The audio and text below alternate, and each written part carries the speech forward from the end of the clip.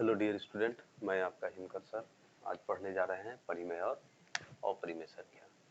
तो स्टार्ट करते हैं परिमेय और अपरिमेय संख्याएं। तो जानते हैं परिमेय संख्या।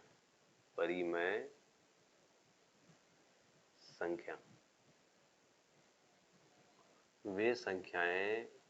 वे संख्याएं जिन्हें हम P/Q के रूप में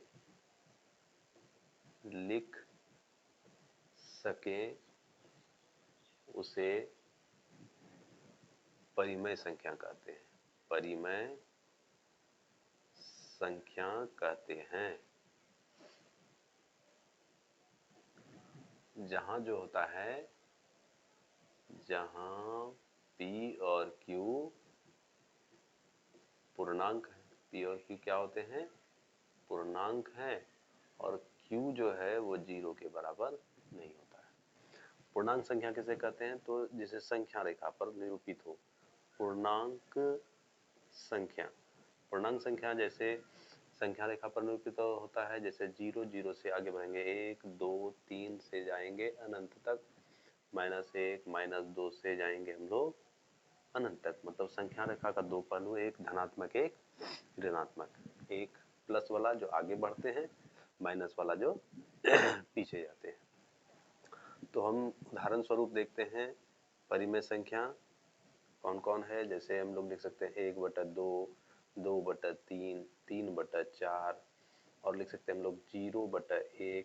लेकिन ध्यान रखेंगे बच्चों कि हम लोग 1/0 नहीं लिख सकते, क्योंकि ये जो 0 है वो Q का मान 0 के बराबर नहीं होता है, क्योंकि ये जो है अनंत तक चला जाएगा। इसीलिए 1/0 जो हमारी मान्यता गलत होगी, ये परिमेय संख्या नहीं होगा। हाँ, हम फिर लिख सकते हैं -1/-2, ये भी आपका परिमेय संख्या होगा। अब आते हैं हम लोग अपरिमेय संख्या पर। अपरिमेय संख्या किसे कहते हैं? अपरिमेय संख्याएं। तो अपरिमेय संख्याएं वो हैं वे संख्याएं जिन्हें हम P/Q के रूप में नहीं लिख सके, उसे हम लोग क्या कहते हैं? अपरिमेय संख्याएं। जैसे उदाहरण में देखिए, इसका उदाहरण क्या होगा? उदाहरण में जैसे √2 लिख सकते हैं, √3 लिख सकते हैं, √5 लिख सकते हैं, डॉट डॉट डॉट। अब आप कहिएगा कि सर हम लोग जो है जैसे √2/1, √2/1 क्यों नहीं लिख सकते? ये भी तो परिमेय हो गया। लेकिन नहीं, क्योंकि √2 जो है वो पूर्णांक संख्या नहीं है, जबकि 1 जो है वो पूर्णांक संख्या है।